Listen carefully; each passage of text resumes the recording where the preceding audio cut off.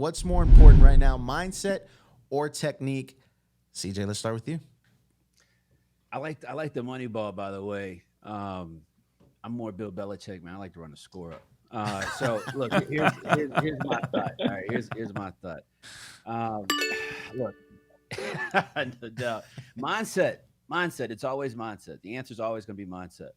With proper mindset, you can accomplish so many different things. I see people that got technique, that they're great. They got great voices.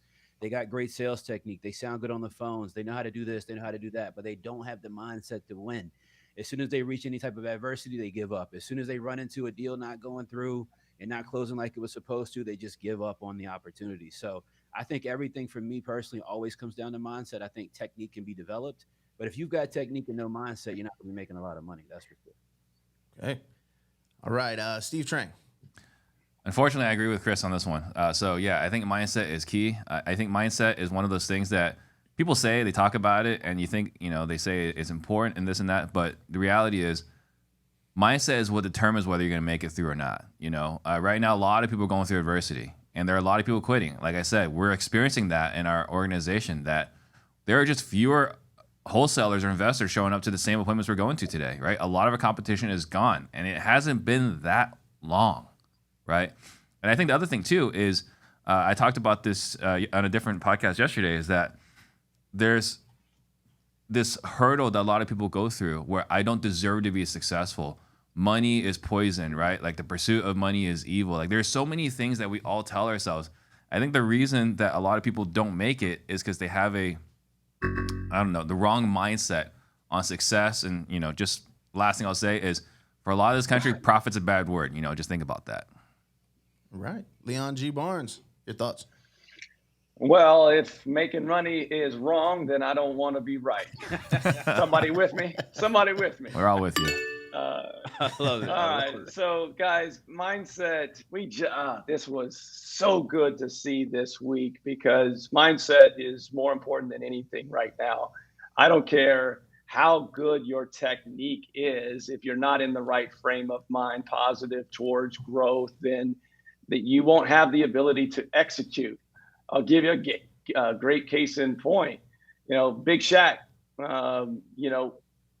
everyone worked with him on technique for his free throw, but he could never get it up here, the 6 inches between, in his head. He couldn't get that right, the mindset up top. And what I would encourage everyone is, if you're not around a community, or the top 5 people you spend the most time with do not have the right mindset, find yourself a new community, or find yourself new mentors to be around.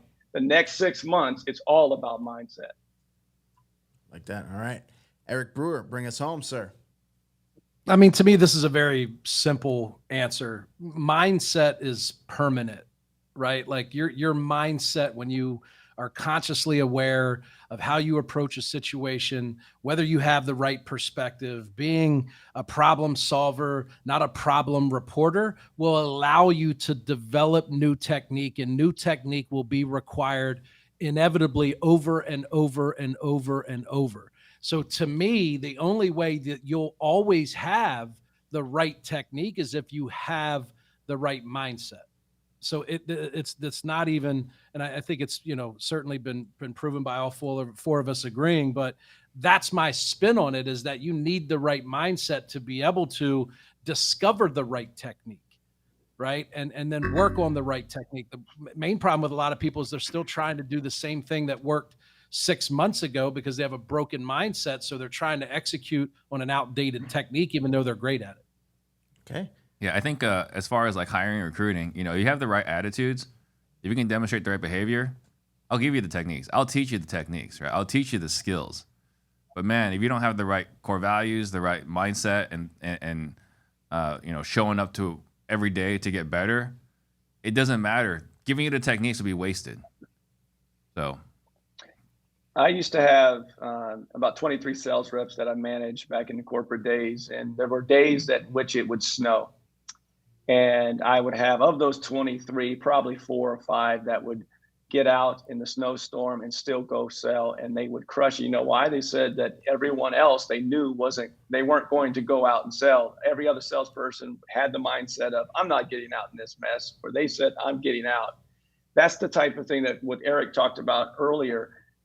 This whole technique thing is that what made you successful just a year ago, even 8 months ago, isn't going to make you successful. And it's a different market today, and your business is going to be different. It's all upstairs. That's great points all around. Great points all around. The voting is open right now. Looks like there's only 10 votes in, and there's 50 people watching live. So let's definitely get some votes in there. Gentlemen, any other points you'd like to make to try to sway some of these voting numbers? Because it looks like it's almost a 4-way tie potentially right now. I heard something at the CG this week, and it was I want to say it was Levi. He was talking about this. His company was Paxwell, and he basically said, land guy. Yeah, he basically said, this is a parable or whatever. The guy shows up to sell shoes, and he shows up to the village, and no one's wearing shoes. Right? First guy says, oh, no, this is not a shoe-wearing village. Let's just leave. Other guy says, no one has shoes. We have so much opportunity in this village. It's mindset, right? Another one I liked from it was a poker book I read. What you see depends on where you stand. Like your perspective on this completely changes depending on exactly where you're standing. One thing I'll say real quick is when it comes to mindset for me, like everybody's always asking me all the time, like, hey, how have you been able to overcome this? How have you been able to do this? How have you been able to do that? The answer is always mindset. But most importantly is that people generally stop, like you lose your pattern of success at whatever point you tend to get comfortable at. See, and I've talked to my students about this recently. All of us started at a point of being uncomfortable with what we should be doing, uncomfortable with the information, uncomfortable with what to say to sellers, just uncomfortable about making investments in our business, just uncomfortable. And then we get some comfort because we start to have some formulation of success. And then the mindset of some people makes them stop there. That's why you have so many investors that never go to these levels that they want to go to. Mindset is constantly finding ways to make yourself uncomfortable to create new comfortability later. And so the mindset to get through that uncomfortableness is important because that's where you plateau and get stuck. And so I can't emphasize enough, man, how important it is to really tune in on mindset. I'm always seeing people reading real estate books and this, that, and the third. Really, people should be reading mindset books all the time because that's what's going to carry you through and that's what's going to help you develop the technique. I've been to a lot of real estate seminars. And I always struggle with this. I hated how much time they spent on mindset. I hated it.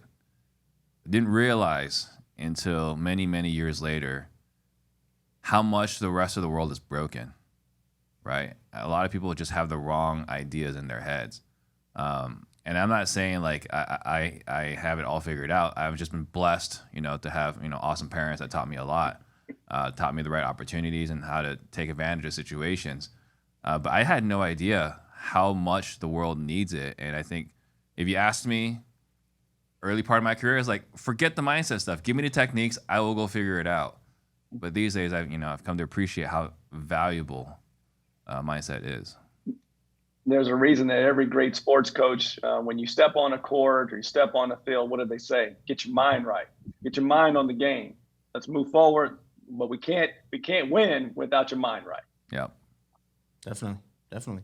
Steve, I want to highlight the quote that you said of what you see depends on where you're standing. Is that correct? Yep. What do you think Jordan Poole was seeing based on where he was standing? Is that up for interpretation? He saw a very angry person.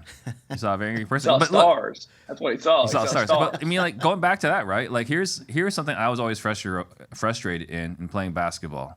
Like the officiating. You have one group of guys that would complain and be loud. They complain about every single call, and they never get a technical. And I am never complaining, and I say one inappropriate thing, and I get teed up. What was it, right? It's perspective. I acted out of character. Perspective of the officiating. You know what? You get an unofficial point from me for that closing statement. But again, it does not matter because it's up to the people.